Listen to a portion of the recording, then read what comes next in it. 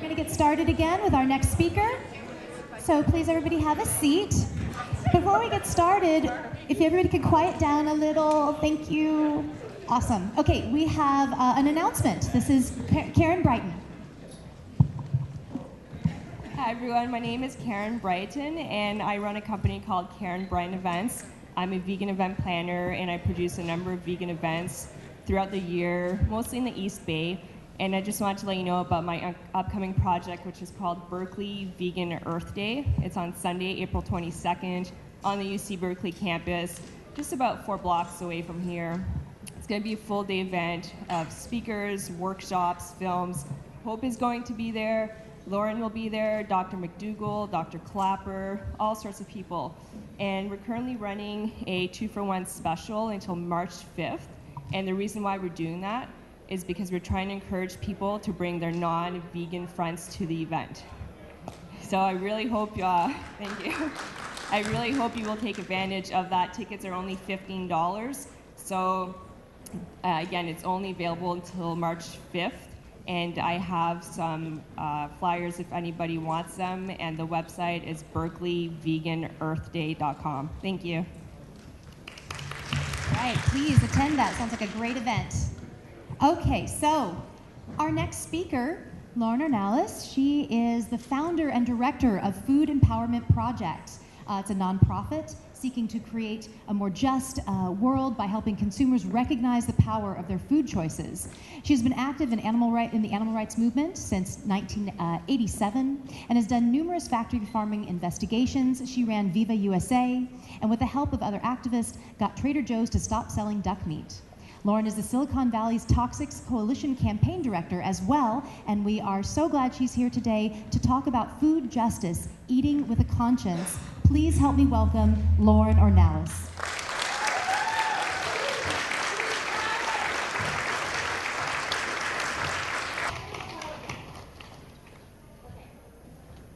No? I am? Okay, sweet.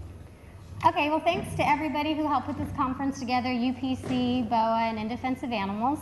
I'm really excited that everybody is out here. Many of you may or may not have heard of Food Empowerment Project, but we are an all-volunteer vegan food justice organization.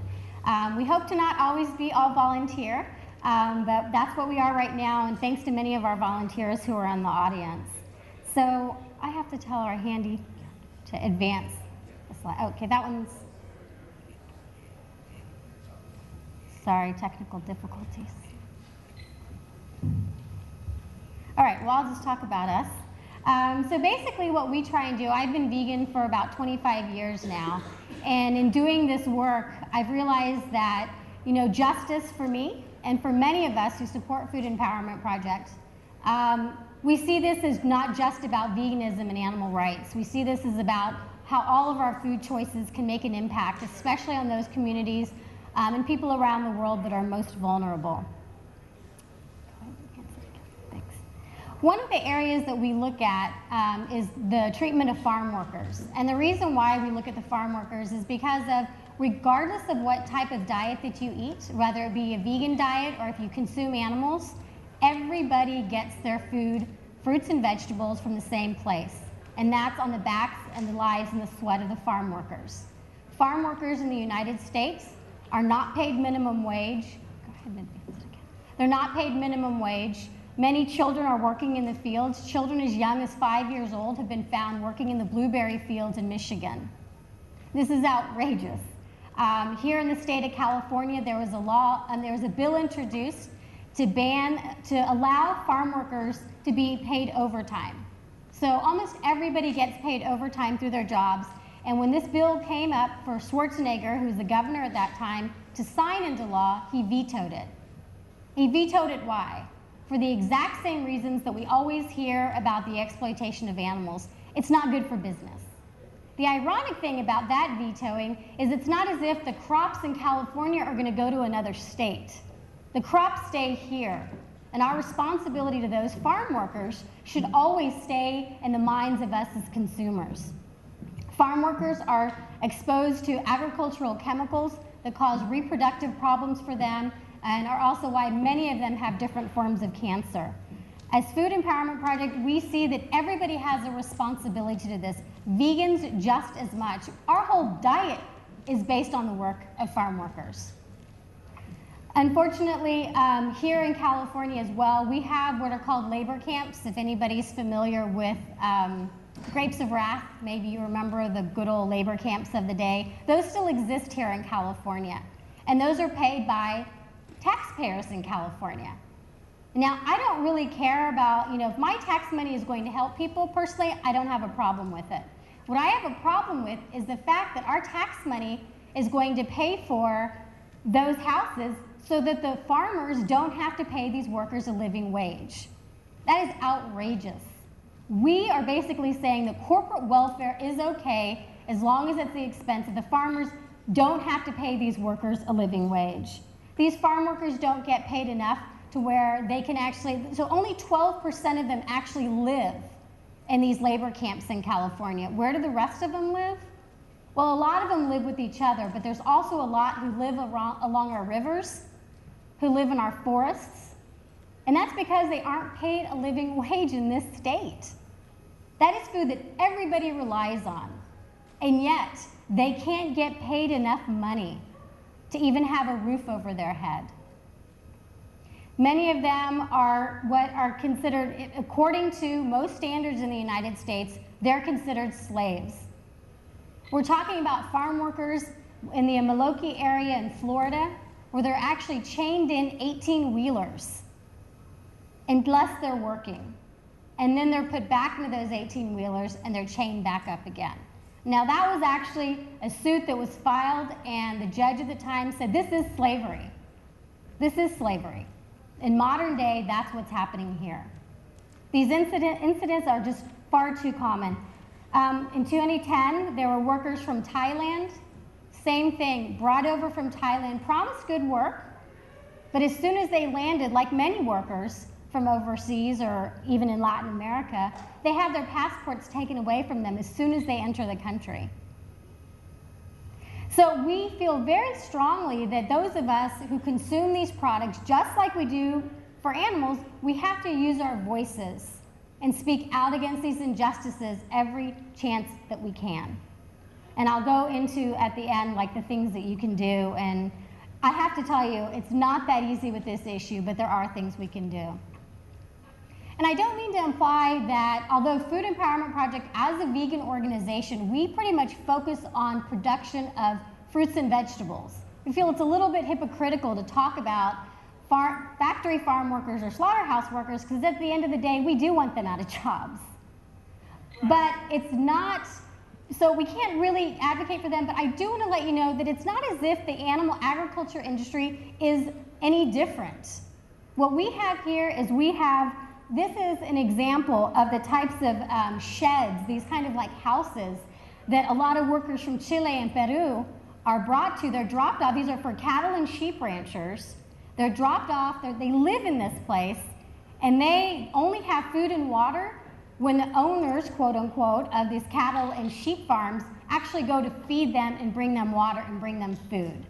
They don't have cell reception. They have nothing. In Colorado, one of the sheep ranchers was charged with beating, starving, and not providing them with food and water when they were working in these facilities. So to go on to the slavery issue, and this I know is not when people like to hear me talk, but I hope that everybody can have an open mind about this issue. Yes, there is vegan chocolate out there.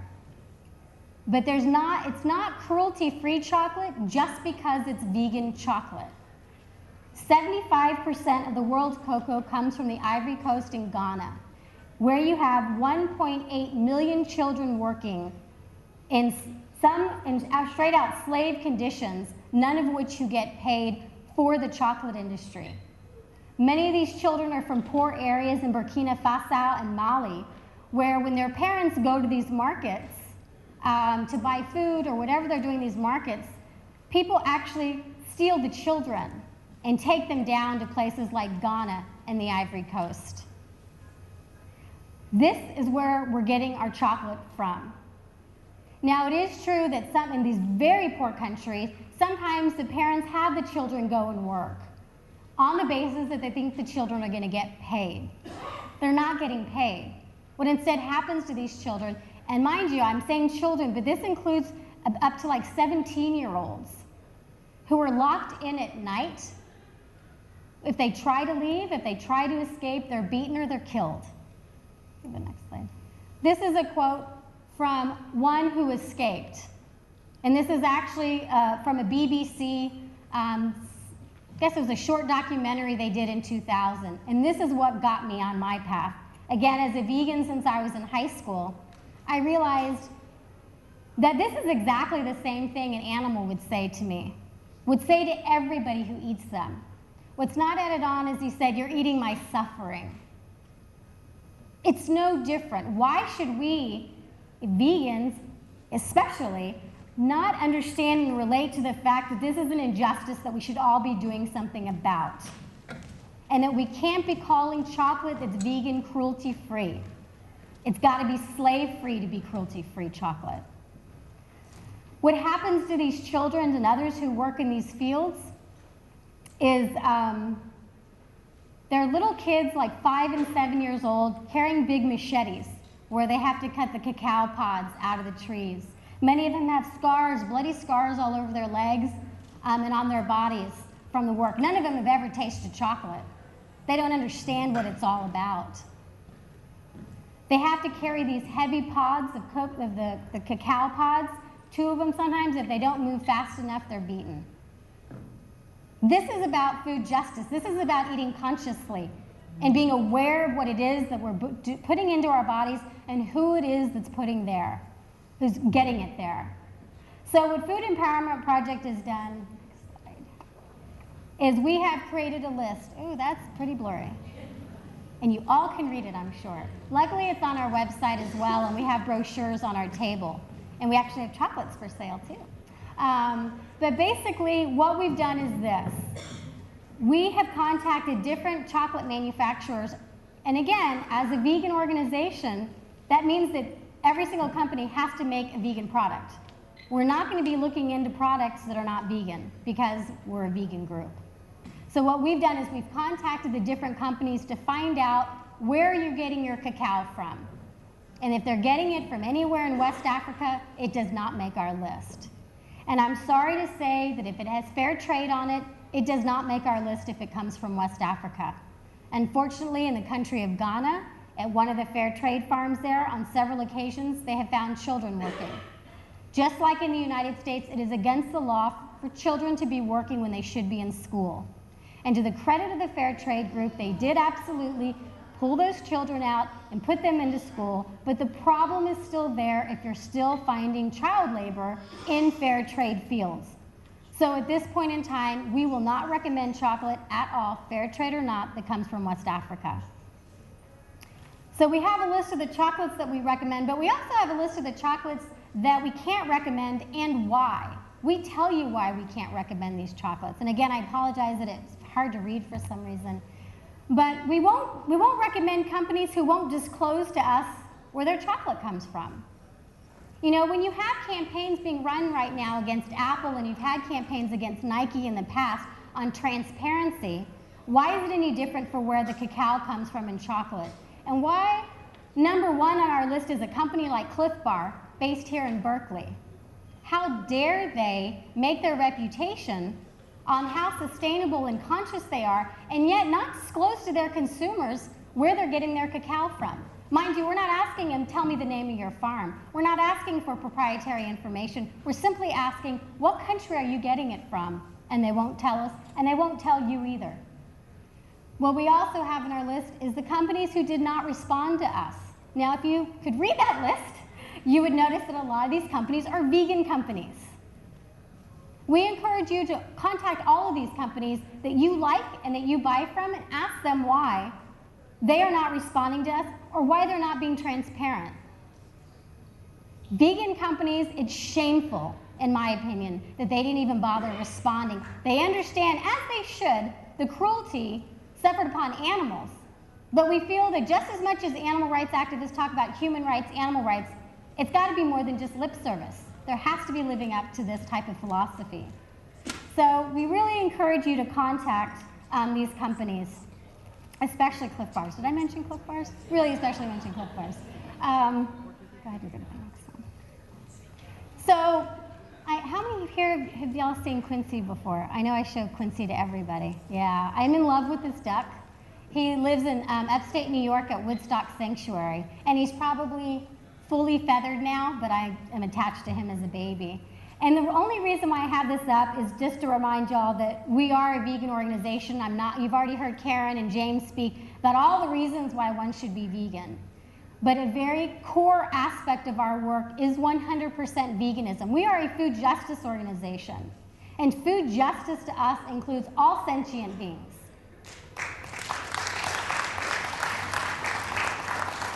We're not differentiating, and we encourage you all to not differentiate either. And that also goes for all these food justice organizations who kind of step 2 steps backwards from me when I also say, oh yeah, but we're also a vegan organization. But we have their respect and we're thankful for that. We just hope they embrace all of our ideals. So one of the other areas when you talk about, oh, we're clear now. Just to see the manure, yes. So basically, one of the other things that we like to talk about is environmental racism. How many people are familiar with environmental racism? So basically, it's when one proportion of a population, particularly people of color and low-income communities, are disproportionately impacted by something that's negative. Whether it be right here in Richmond, where you have the oil refineries, you have the port with all the diesel trucks, and you have a lot of the bus stations. So you have all this particulate matter that's very bad for people's health in one area. Well, we have the same thing when it comes to factory farms. It is no different. You have factory farms in North Carolina, which in areas that are predominantly African American, where when I did my investigations of pig farms, I would shower and shower and shower and shower, and I could not get the smell. It took me forever to get the smell of the pig farms out of my hair. And of course, mind you, this is where the pigs live for 6 months out of their lives, and that's why they have so many respiratory problems. But the residents living in these areas, again predominantly African American, suffer from migraines, from nosebleeds, from all sorts of respiratory problems. And in addition to that, they can't even open their windows in the summertime because of all the flies. But also their property value goes down. No different here in California, where a majority of the dairy farms are located in the Central Valley, which tends to be predominantly a Latino community who is impacted. Here you have the highest rates of asthma in California because of these dairy farms. Remember that Environmental Protection Agency states that one dairy cow produces 120 pounds of wet manure per day. And you have some dairy farms in the Central Valley with 17 to 25,000 cows in them. It's no wonder that the California EPA states that the biggest environmental crisis in the state of California is indeed the dairy industry. And in talking about food justice, okay, so who am I going to upset here? Well, we encourage people to boycott Coca-Cola very strongly. One, for their union busting in countries like Colombia, but also for their water privatization that's taking place in India and Chiapas, Mexico. This corporation, and I'll add Nestle in there too. Nestle's doing the same thing.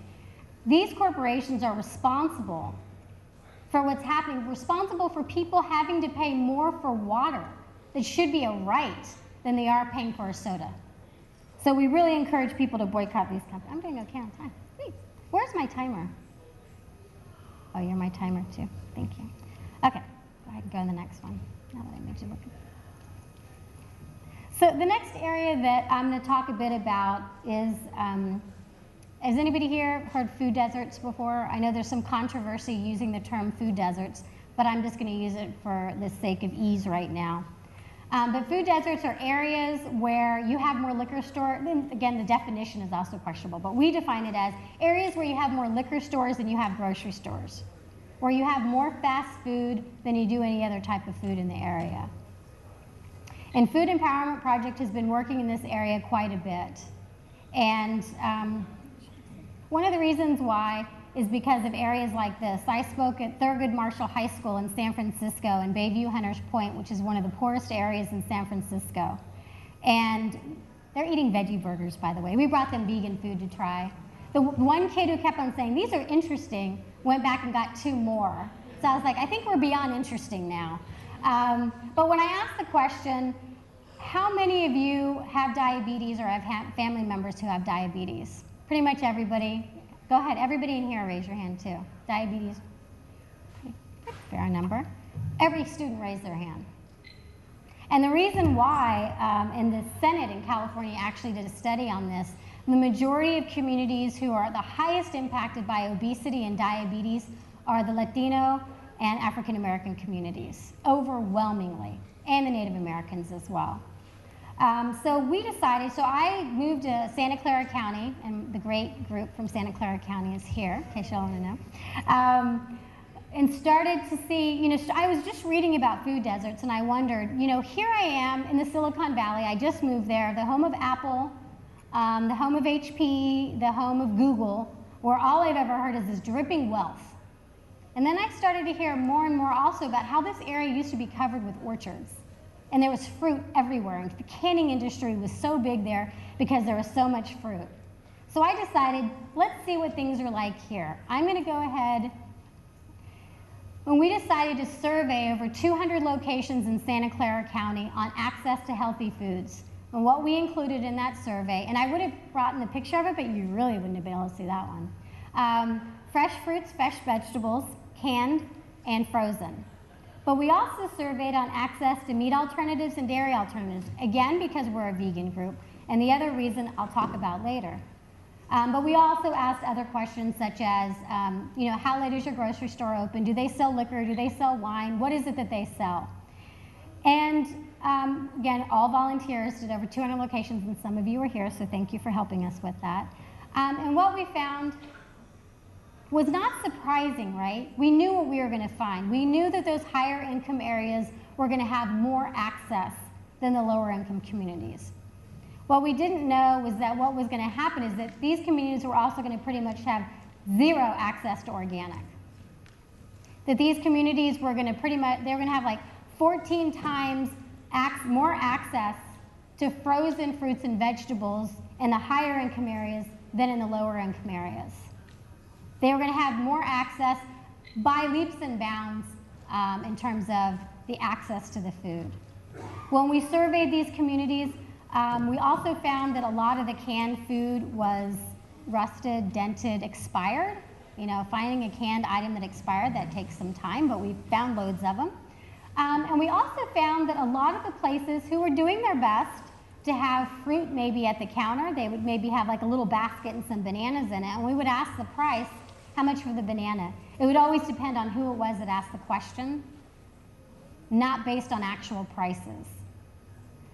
In addition to that, you have to keep in mind too, we're talking about communities where they don't have, a lot of them don't have cars. In addition to this, they don't speak English. So they go into these areas, and to be able to speak English, and again, a lot of these places aren't run by people who speak English either, to ask how much prices are is going to be pretty impossible. And yet, if you go into a Safeway or a Whole Foods or anything, prices are there. You know exactly how much everything's going to cost, but in these communities, it was not the same. What we found again here in terms of meat and dairy alternatives wasn't too shocking either. We had a feeling, I mean, it was pretty obvious to me when they did, like one of the Mi Pueblos in one area of San Jose, again, all the poor areas were in San Jose, in Santa Clara County, that met our scope. Again, this is below poverty level. They didn't have the same access in terms of the alternatives to meat and dairy. Some of the grocery stores in the Mi Pueblos had their own form of soy milk that I'd never seen before, and a form of chorizo, which is a vegan chorizo, very common breakfast food for the Chicano communities. They did have vegan forms of that, but overwhelmingly, no. And for us, as a vegan organization, it hits us for obviously for the animal reasons, right? Everybody should have a right to choose what kind of food that they want to eat. But also, we're talking about communities where you have 95% of Asians, 60 to 80% of African Americans, and 50 to 80% of Latinos are lactose intolerant. We're talking about those exact communities that are getting sick from consuming animal milk, basically. You also have communities that have higher rates of heart disease. And yet they have plenty of meat and chicken and fish they could consume, and yet not the alternatives. So we saw this as a problem not only for people's right to choose, but also for a community that needs healthier food choices. The other thing we found in our work was something that I wish we could do something about, but it's really a governmental issue. So bear with me in trying to understand this chart. So basically, if you go to the NAICS coding by the USDA, you look at the lower income communities and the higher income communities that we surveyed, and it looks like their grocery stores are about the same. Each community has about the same. But if you really look at the other chart where it's 12.3 to 32%, that is actually what the stores were. So what's happening is these little liquor stores / convenience stores in these lower income communities, they're actually being classified by the government as a grocery store. So that if anybody looks at it, they don't see a disparity. But the reality of the situation is we have these convenience stores, well, they're liquor stores masquerading as convenience stores. We're talking about places that are getting away with saying they have food because they have chips and they have soda pop. And they have sardines in a can. And they have milk, which of course is going to make a majority of their consumers sick. So what we did in our report, which we have a couple on our table, but you can download from our website, is we decided we wanted to go into doing focus groups where we follow environmental justice principles, where we don't feel like you can go into a community and you can tell the community, this is what you need. We've seen that happen. It's happened in Oakland, where people said, you need a farmer's market, or you need this, and they don't talk to the community. And the community is the one who should be making these decisions, and they have every right to say what they want in their community. So our recommendations are a little bit light in our report because of the fact that we are following environmental justice principles. So what we did is, through the help of Stanford University, as well as our amazing volunteers, some of who are in this room, we did focus groups. And we did our focus groups, again, they were all in Spanish. And we did focus groups to find out from the communities what it is that they wanted and what it is that they needed. We asked about meat and dairy alternatives as well. They all talked about, some were lactose intolerant, they all knew about the issue. And I'll quickly thank Toy in the back and Mark in the back, who actually did our note taking and film taking, and all the focus groups were done in Spanish for the people who were participating.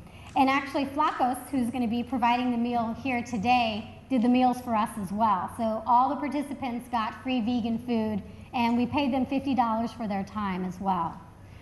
One of the interesting things, go ahead, next slide. One of the interesting things with these focus groups, again, we're talking about communities that are below poverty level, and we did 3 focus groups.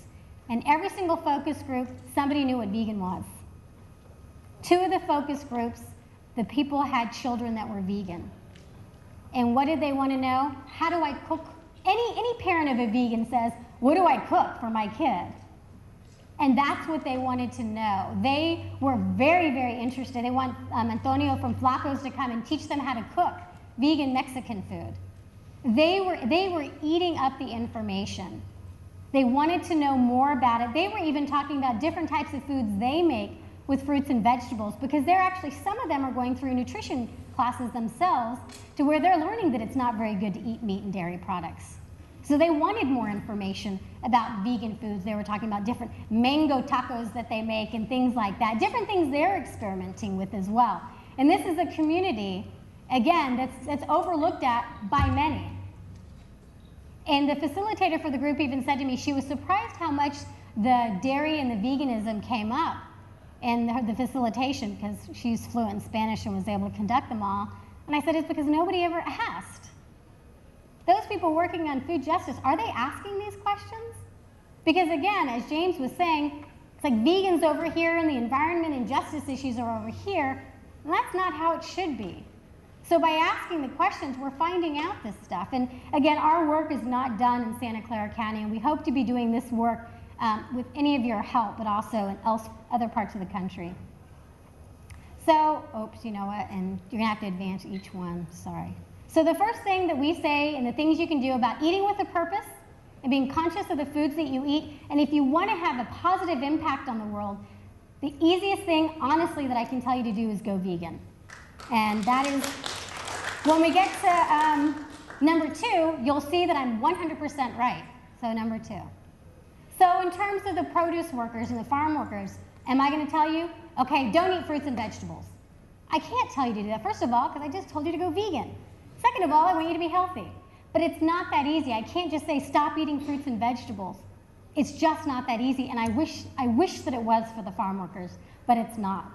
At this point in time, what we can do for the farm workers is be their ears and their eyes. You advocate for them. There's information we have on our website right now about methyl iodide, which is what we're trying to get banned in California, which exposes the farm workers, the strawberry workers, this absolutely toxic chemical. You know, strawberry workers in the state of California, the men at least, only live to be about 49 years old. Not only because of the harsh working conditions, but these chemicals that they're exposed to. So we ask you, join with us. When we put alerts out about sign this, call the governor, do this, this is what we can do for them. This is what we can do, and we have to do it for them. I spoke yesterday at a local university, and they were asking, you know, what are other things can we do? And it's difficult, right? Because we have Congress, and we have all these monolithic entity bureaucracies to go through. But we have to let the policymakers know, and in the state of California, grassroots power is where it's at. They're used to lobbyists. They're not used to people like us going up there and talking with passion in our heart because we give a damn, not because we get a paycheck. So we need to be there for them. Buy organic when you can. Now again, organic does not mean the farm workers are treated any better, right? Same thing with the animals. Organic doesn't mean the animals are treated any better. Same thing for organic in terms of produce. But it's one less bad thing to happen to that farm worker. Just one less bad thing to happen for them. And I know organic is expensive, so just do what you can and buy it when you can, just to try and make a difference. Next one. Eat chocolate that's slave-free. We have a full section on our website which includes links to the BBC interviews, including information about the children found even in the fair trade farm. I really, you know, I did an interview recently and they asked, like, is this so overwhelming for people? Does this, you know, is it just so overwhelming? And I just feel like, you know what, saving life shouldn't be that overwhelming for us. You know, going vegan and not eating chocolate that comes at the expense that chocolate comes at right now, no, we should not be a part of that. So please check out our list. We have information, more information on our table, but do reach out to those companies. Boycott Coke. I know it's hard if you love, I mean, all I've ever heard of people were addicted to Diet Coke. That's the main addiction. But please give up your Coca-Cola. Please be aware of all the affiliates that Coca-Cola owns. And just, I mean, because I'm telling you, I like to go to the movies, but I can never drink a damn thing there. I think the more of us who go in and say we're not going to drink Coke, we can actually drink something at the movies. Next. Speak out about the issues of food justice. This is one of the things, and you'll see it a lot of times in the newspaper, especially when articles come out about high rates of diabetes, high rates of obesity, and they talk about those communities, typically referring to communities of color. I ask you to always be there when you hear this type of talk or when you see it in the newspaper. Ask about access. Access is the problem in these communities. Not that they don't have the desire. They have the desire to want to eat healthy. They just don't have access to it. And then a plug for our e-alerts. That's all. We only bother you once a month. So the next one. So our website is foodispower.org, and everything we have fully referenced. So the Know the Issues goes through every animal. And Karen is pleased, I'm sure. The beginning of every article, every section about animals, we talk about the animals. Not about animals and how they are on the factory farms and how they suffer. We want you to get to know the animals first, so you understand why they're suffering as you're reading on down, why it is as bad as it is, and we follow them through to the slaughter. We also go through the different farm workers, the different slavery issues that are going on. Everything is about food issues and food justice. And then the last one is we have a website called veganmexicanfood.com. It is in English and in Spanish, and we always want more recipes. Actually, for both sites, we need recipes. I don't cook in the world, so we need recipes. We put your name and a picture and thank you for the recipe.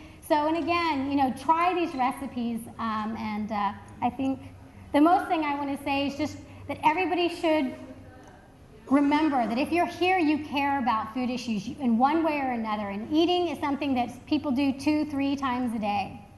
And every single food choice we make, we can make a difference with that food choice. Now, my full-time job, we work on toxic issues and computers and, you know, campaigns against certain electronics companies for the treatment of workers.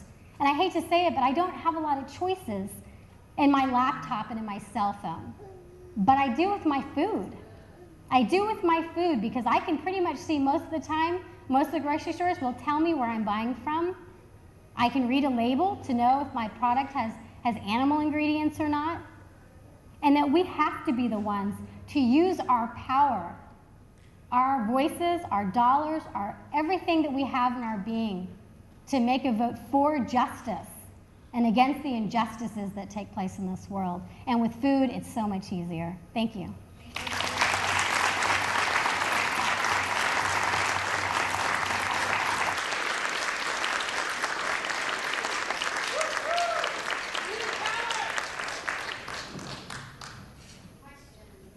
Myself off. I would say I appreciate you putting up the panel of fair trade and food-free is like to be viewed. And that it's inclusive of us to be concerned about the animals not looking to be planted by farm workers, child labor, etc. But what about the poppers? I mean, you still count is the full information one directional. Are we going to be gluten-free, vegan, and fair trade, and support fair trade? But it's not the moment that fair trade is automatically has to be vegan, gluten-free, etc. How does the other side of the organization feel like the allies? How would they respond? Well, first of all, for me, I went vegan for justice reasons. You know, I went vegan because I felt like it was who has the right to take the life of another being? That's why I went vegan. I can't say why people believe in fair trade. But what I can say is because of Food Empowerment Project, I have been able to go into realms where I've never been, I mean, I've been an activist since I was in high school, and I've gotten into places I never would have gotten into before because of the work that we do, and every single time we talk about veganism. And so we are able to get that in there. Do I think they should come along? Absolutely. Will they? I have no idea. Because honestly, I'm having my own, and again, to me, fair trade isn't perfect. And so I'm actually having my own issues with what I thought fair trade was and what it actually is. But I do think that they are people who can come along. I just don't know what motivates them. But I do know, I spoke, like I said, at a university yesterday, and you know, these kids were like in like a conscious eating class kind of thing. They just read like Jeffrey Mason's The Pig Who Sang to the Moon. And you know, one kid's, you know, on a road to veganism, even though that wasn't her interest in getting into it. So I think that it's just a matter of how we present ourselves as well. The more consistent we are in terms of our values, I think it helps them open their minds a little bit more. And quite frankly, I mean, I talk about this a lot, and I was trying not to at this talk, but for me, you know, I talk about more veganism stuff to those audiences and this stuff to more vegan audiences. And the reason why I feel like vegans can get this more is because we do understand the vulnerability, the pain, and the suffering of animals, and we should be just as able to understand that when it comes to human beings. And my feeling has always been that Martin Luther King Jr., who this building was named after, when he was just focusing on the civil rights movement, he was an issue. But when he started talking about the plight of the janitors, and he started talking against the war in Vietnam, he became dangerous. That's when he became dangerous, is when he started to bridge these issues together. Because he became stronger, and the movement for justice became stronger. And I feel this issue is no different, that we have to build more on the justice so we can be stronger as a movement and be consistent. Yes. Yeah, they know they can't make our list unless they're vegan, too, the chocolate companies. Lauren, on one of the slides talking about vegan alternatives to meat and dairy, the word vegan was in quotes. Can you, go back to that, please? Oh, God, I have to remind myself Here. why. Best. Because we weren't necessarily sure if they were vegan for vegan reasons. Like, we don't consider Tofutti to be a vegan company, even though they make vegan products, because they don't care about vegans. They basically said, we don't care about vegans, we're serving the kosher community. And so we don't consider companies, unless they're vegan companies, to be vegan. But we did classify them here, so we put them in quotations. Lauren, could you maybe bring out the fact that, if I'm correct, that the term vegan encompasses, it includes but encompasses more than food, and that it's about it is an ethical term. It isn't just about, narrowly about, Yeah. And I think James talked about this a little bit, is hoping that people understand that veganism isn't just about what you eat, it's also about what you wear, and also the way in which you see animals. That, just as if, places like SeaWorld or places that exploit marine mammals, that it's an ethic that goes beyond food consumption. It's an ethic in terms of believing that animals have the right to exist on their own behalf. Not because of us, not just like the forests have a right to exist regardless if people want to hike in them or not. Animals have that right too. They have that right to live. Is that this?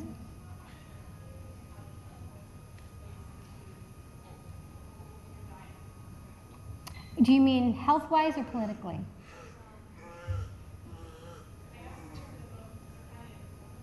I think for health, in terms of people getting worried about consuming too much soy, I won't pretend like I'm a nutritionist or a dietitian, because I'm not. I think that, as horrible as it is to say, I guess the whole thing is in moderation, right? In terms of the politics of it, there's grave concern, that these corporations that are making money off soy are horrible corporations that raise animals and kill them for food. And I would say that I pretty much lean on organic soy. I'm not a huge mock meat person, but I would just pretty much always lean on more organic. But I have to be honest with you, I don't know that does Cargill have an organic soy. I'm not sure. But that is a big concern of these big corporations. And we try to, we have like a list of foods. We're really trying to be more careful about that as well. It's tough because some of these companies, like they're called like Light Life or something like that, very strong vegan company from Canada, really right on the ethics of veganism, and then they were bought over. And there's this catch-22 of like, well, now they're like, what is it, silk, which I will never buy silk. But, silk it's great that it's in more places now. I can't take that away from it. That is fantastic. But at the same time, it's now owned by this huge corporation. And so I think that in those ways, I have this ability to differentiate myself from, would I rather have my family at least have the option to have soy milk? Because they're probably would rather have, they're only going to choose between milk or soy milk, whereas I'm going to be like, I'm only going to do organic or whatever, So at least for those people, the option is available. That's how I always have to look at these things sometimes.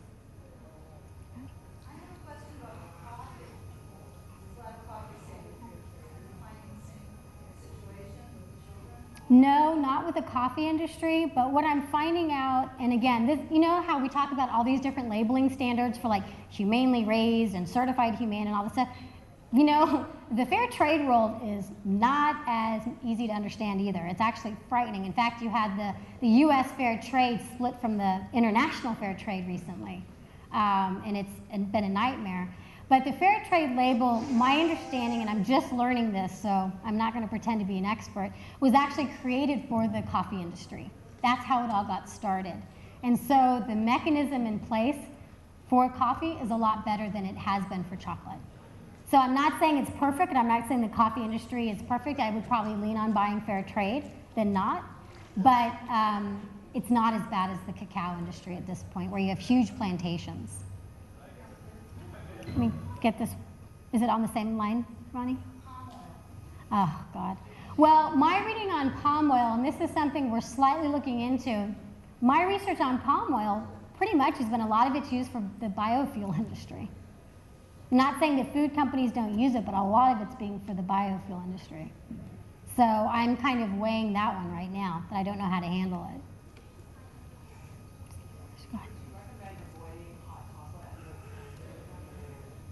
Yeah. hot chocolate at most cafes. I mean, the good thing to do is always ask them. I mean, and we're hoping to find somebody to put an app so we can have our chocolate list on an app. So it's easier for people when they go places. But I would still ask them, do you know? And again, our list is by the name of the product, so it should be pretty easy to see if it's on there or not. So.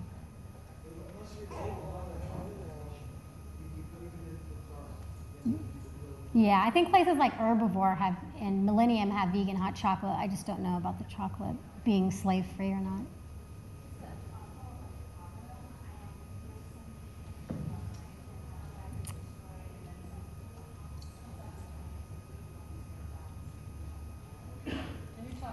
She's talking about how the orangutan habitat's being destroyed because of the palm oil industry.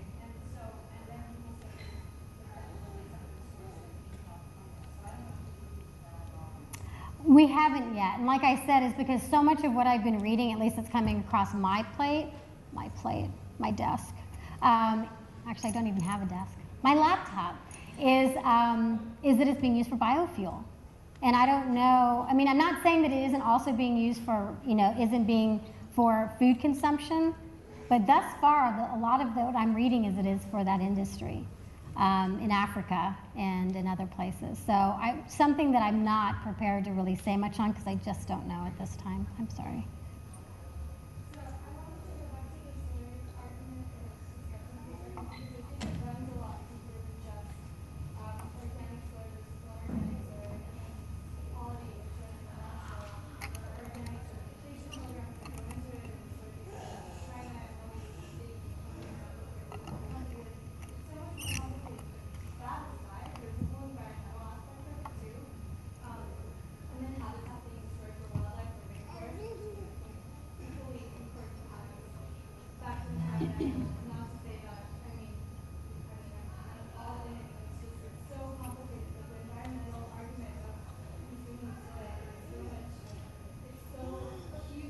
I think the biggest misnomer about that, though, is that people think, that she's asking about soy being a big problem because it destroys a lot of acreage and the environmental impacts. The biggest misnomer is that that is being raised for animals to eat. The vast, vast majority is like 75% of soybeans that are grown is for animal consumption. It's not because there's so many vegans that were clamoring for more soy. I wish that was the case, but it's not. It 100% is because of animal consumption that all that soy is being grown. Yeah, it's important for people to know, for example, the poultry industry, like we're located in the eastern shore of Virginia, Maryland, and Delaware. It's like soy fields surround us, soy and corn. And the soy is all grown to the poultry industry because soy is high protein. And so in addition to all the horrible dead animals and sick animals they grind up to feed back to the birds, they also feed them soy. So as Lauren said, soy is mainly being grown for farm animals because of the high protein content of soy. I'm getting the yank. Go ahead.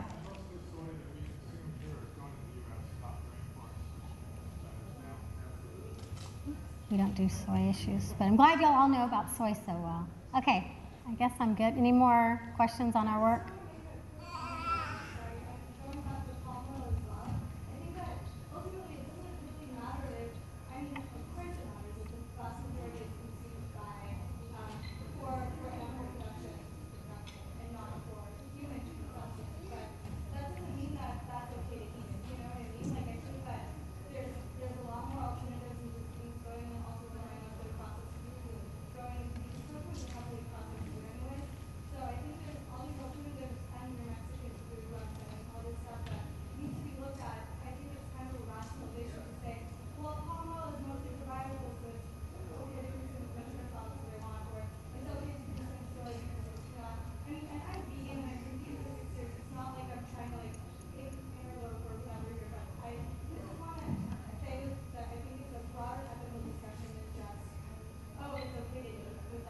I don't think that anything I said was that it was okay to eat any of that stuff, as much as I don't know enough about it. I kind of covered the issues that we're focusing on, and they're more justice-oriented.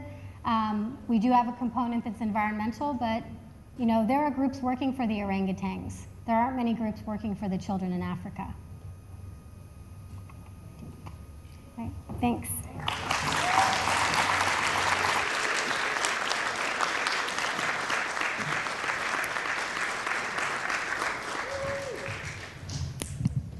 great. Thank you so much, Lauren. Let's give her another round of applause. That was awesome. Yeah. Great job. So we are going to now take our lunch break. It's for 2 hours, and we'll resume again at 2 o'clock. Now, there is an announcement that we want to make really quick. Is he here? Where? Come. Just come. Yeah.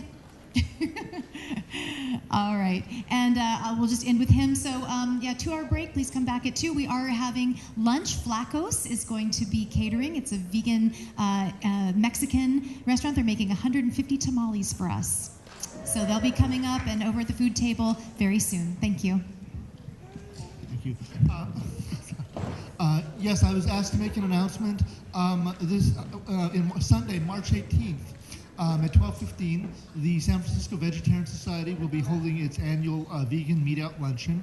It'll be held at the First Unitarian Church, 1187 Geary Boulevard in San Francisco. And the featured speaker will be Jack Norris of Vegan Outreach. We hope to see you there. You can find detailed information at the website www.sfvs.org. Thank you.